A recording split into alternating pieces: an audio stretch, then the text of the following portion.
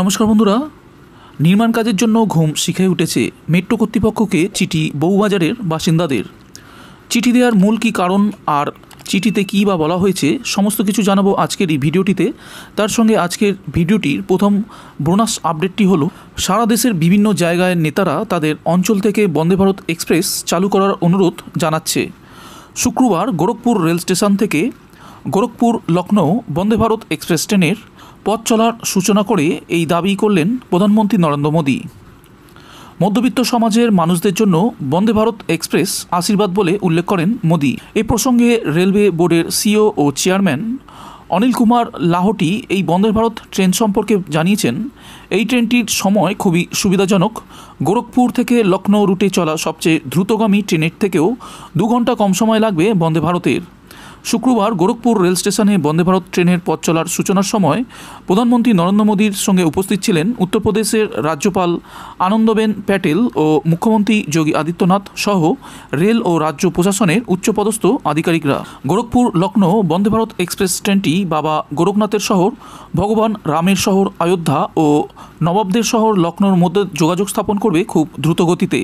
এই ট্রেন রুটের মাঝে থাকছে কুশিনগড়, সিদ্ধার্থনগর ও সন্ত কবির নগরের মতো পর্যটনস্থলও।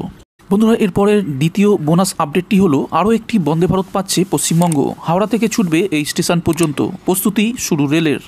খুব শীঘ্রই রাঁচি থেকে হাওড়া পর্যন্ত ছুটতে চলেছে বন্দে ভারত ট্রেন। প্রকাশ্যে এলো ট্রেনের টাইম টেবিল ও রুট। ট্রেনটি শুরু হলে রাঁচি এবং হাওড়ার মধ্যে যোগাযোগ যেমন বাড়বে, তেমনি মানুষের যাত্রার সময় আরও কমবে।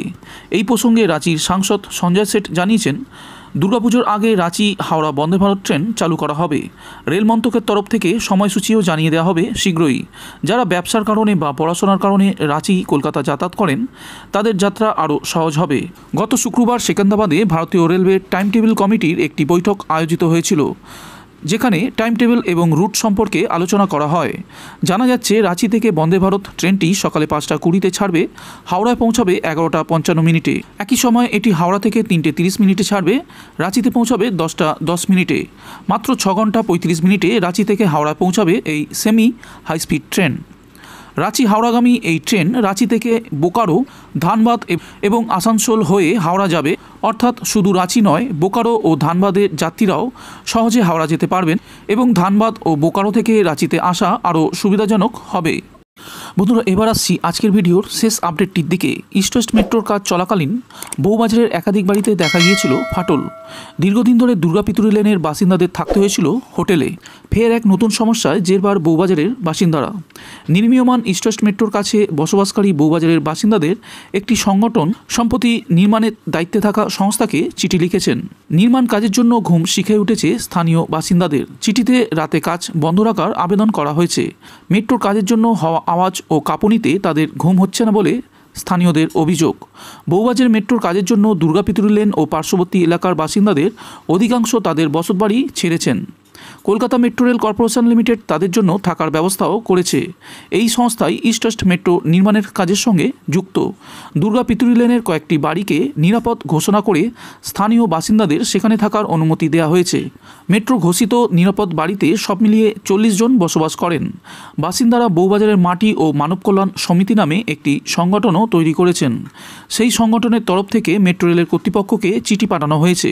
কলকাতা মেট্রো রেল কর্পোরেশনের ম্যানেজিং ডিরেক্টর ভিকে শ্রীবাস্তবকে লেখা চিঠিতে জানানো হয়েছে, দুর্গাপিতুরি লেনের ভূগর্ভস্থ ইভাকুয়েশন শ্যাফট নির্মাণের জন্য যে বোরিং মেশিন ব্যবহার করা হচ্ছে, তার কারণে বিগত কয়েকদিন ধরে এলাকার প্রচণ্ড শব্দ ও কম্পন তৈরি হচ্ছে।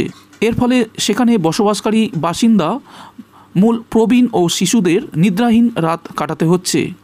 তাই বাসিন্দাদের তরফ থেকে মেট্রো রেল কর্তৃপক্ষের কাছে এই অনুরোধ জানানো হয়েছে।